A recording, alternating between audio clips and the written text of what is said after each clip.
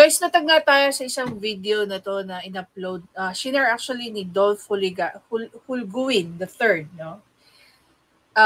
Sino-sino ba mga tinag niya rito? Si Vince World, Jack Logan, Bitag, Graphic Tulfo in Action, Page ni Ato, and blah blah blah. Anyway, so ito po ay galing sa isang Sandy Bonda. At sabi dito, kawawa naman ang manager, kawawa naman manager ata to the Jollibee Bayani Road. Sinugod sa loob ng galit na customer kasi daw ang tagal ng order niya. Sadyang matagal kasi maraming tao. Mura ng mura, sigaw ng sigaw, pinapakalma siya ng manager. Sabi niya, magsasalita ko, gusto ko, at binabayaran ko ang binibili ko dito. Pinangako niya, pinakyu niya ang manager, tapos parang may nasabi rin ng hindi maganda si manager. Ayun, sinugod niya hanggang looban ng manager. Tama ba yun? Halika guys, panoorin natin yung video.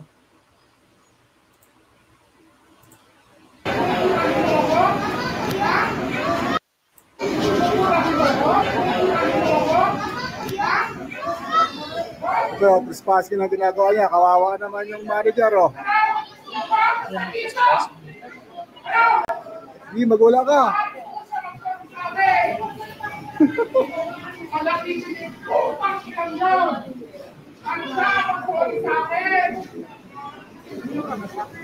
Siya nagbura eh.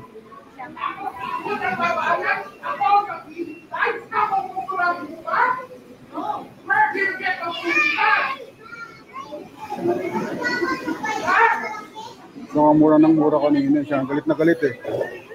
Ano nang mura ng manager? Ha? Hindi.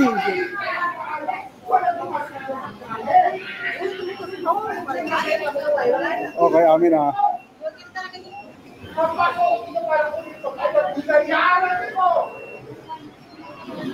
Pardon. Hi sir, Johnny America Lincoln sir. Nag-order sila kung chicken and spicy po. So, request ko lang.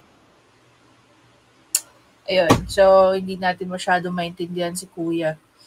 Anyway, so hatiin natin to guys sa dalawa, no? Tingnan muna natin sa perspective nung nung client, 'di ba? Yung nag-order.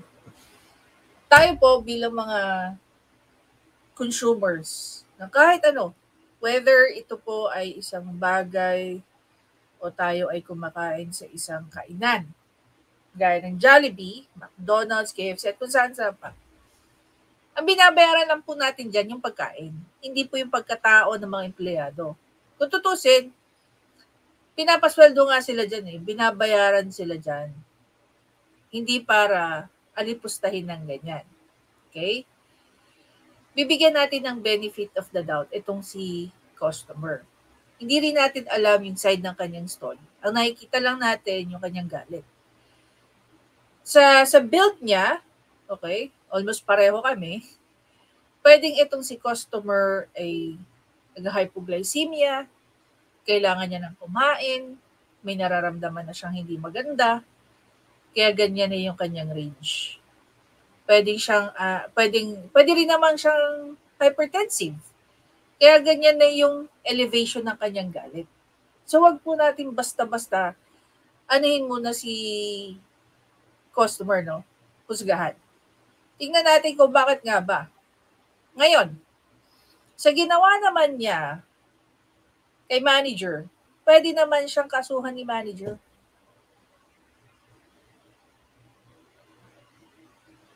Alam niyo yung nangyari kay Aura? Alarm and scandal yung ginawa niya. Although considered ba yun? Ang Jollibee sa public place pa rin. Diba? Hindi naman privado yan. Kasi open yung store para kahit kanino kumain. Naiintindihan ko yung galit ni Sir. Pero hindi ko maintindihan kung bakit niya kailangan magwala ng ganun. Kung tutuusin,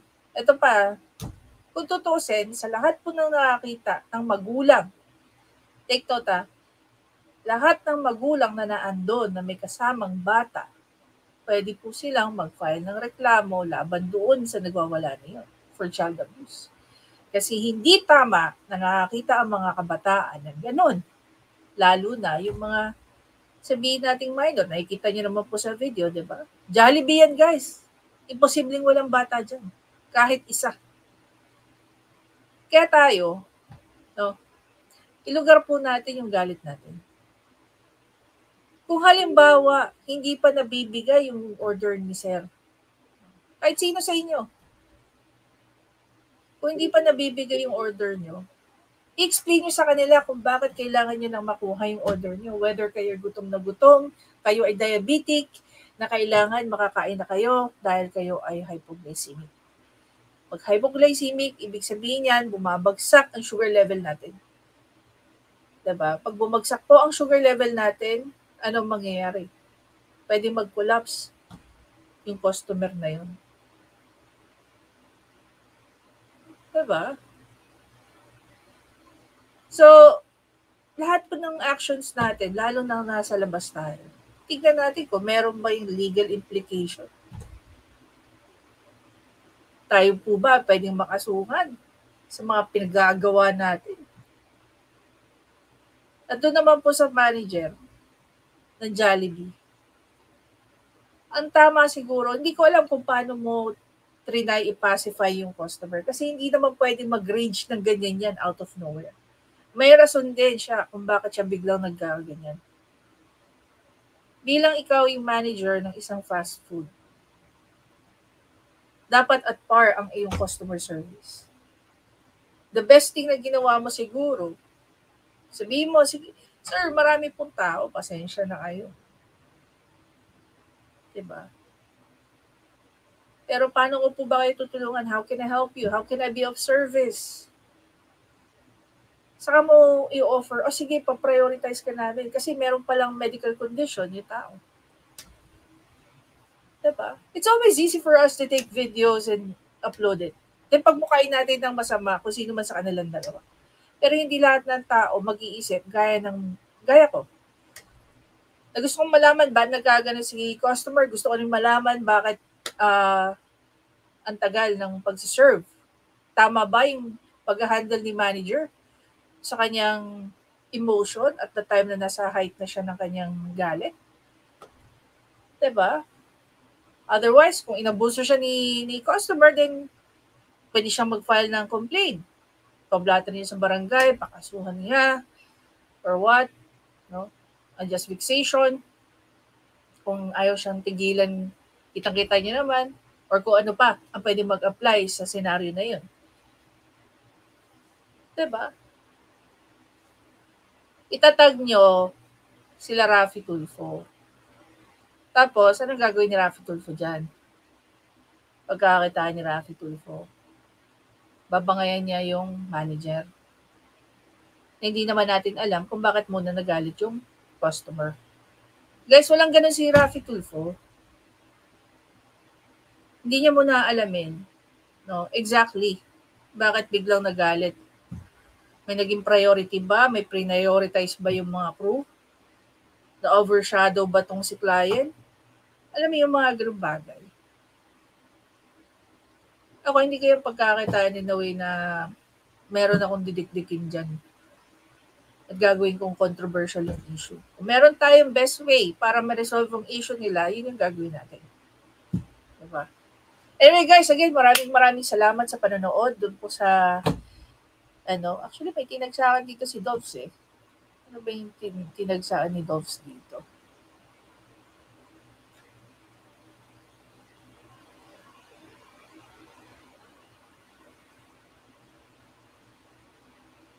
Ano nga ba? Okay. Ito sa ROTC. Anyway guys, i-discuss din natin yan in the next video. Thank you guys and I'll see you in the next video. Please don't forget to subscribe, like, and comment. I-share nyo na rin. Diba? Bye guys.